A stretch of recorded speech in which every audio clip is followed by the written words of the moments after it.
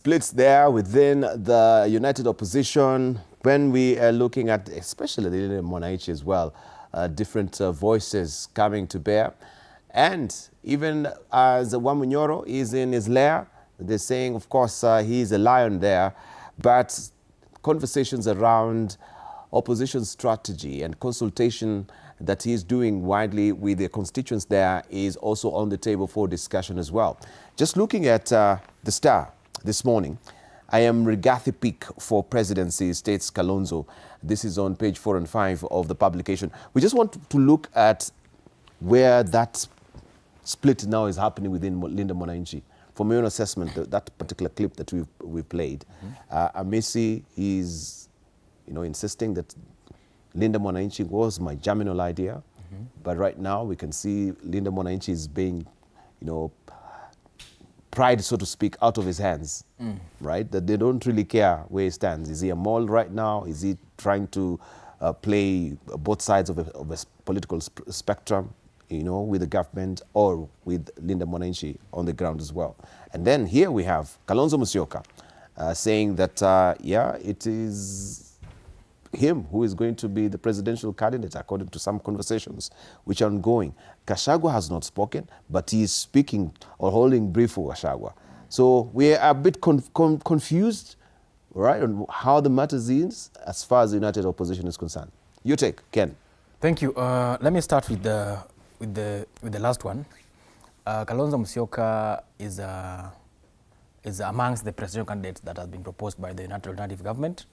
And of course, as we listened to Rigathi Gachagua the other time, he said that he's taking a 45 days retreat to consult and engage his people, after which he will give directions based on what his support base would have advised him. So if he comes up and says that he's been advised to run for presidency, then that conversation will now start on who becomes the final candidate. And on the issue of still on the presidency, you will see that all the parties that are within the United Alternative Government, including PLP, have fronted a presidential candidate, that is Martha Karua. Wiper has fronted Kalonzo Musyoka, they launched him recently. And DP are also talking about Justin Muturi. DAPK is talking about Eugene Wamalwa. So all these parties are consolidating their bases. Fred Matiang'i, Jubilee. And of course, Fred Matiang'i, Jubilee. And after that consultation that they're having as a house, they will have now to agree on one person. But on the other side, Edwin Sifuna, Babu Eno's faction are also coming on the table, and they are asking for something meaningful at the end of the day, and in terms of negotiation. And you've had conversation flipping around that Sifuna might be the running mate. But then, a larger faction is saying that Sifuna will be deputizing Kalonzo. But of course, there are factions that are saying that Sifuna will be the deputy, but then the United Opposition has to settle on a candidate. So it's a conversation that is still ongoing. People are consulting.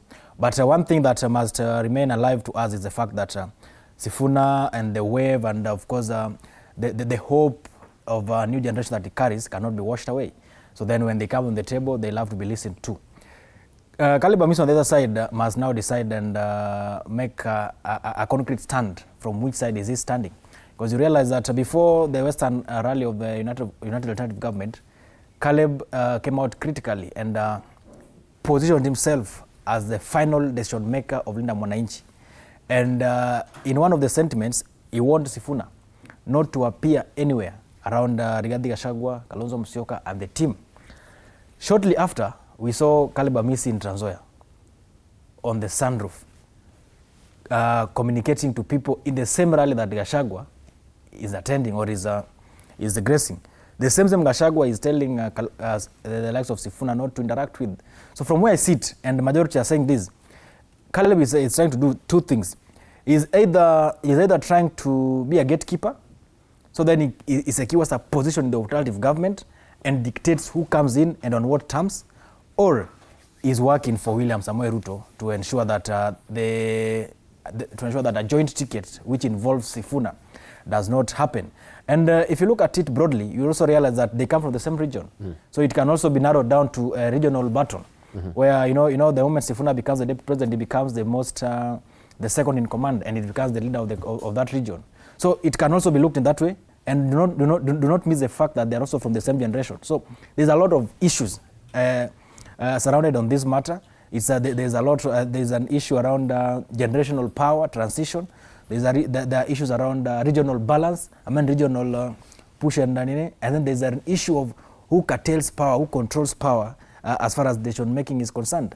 Apart from Caleb Amisi, we've also heard that rumors that there are rift between Babu, and Sifuna in terms of popularity clash and some, but both of them have come out and dispelled that particular notion.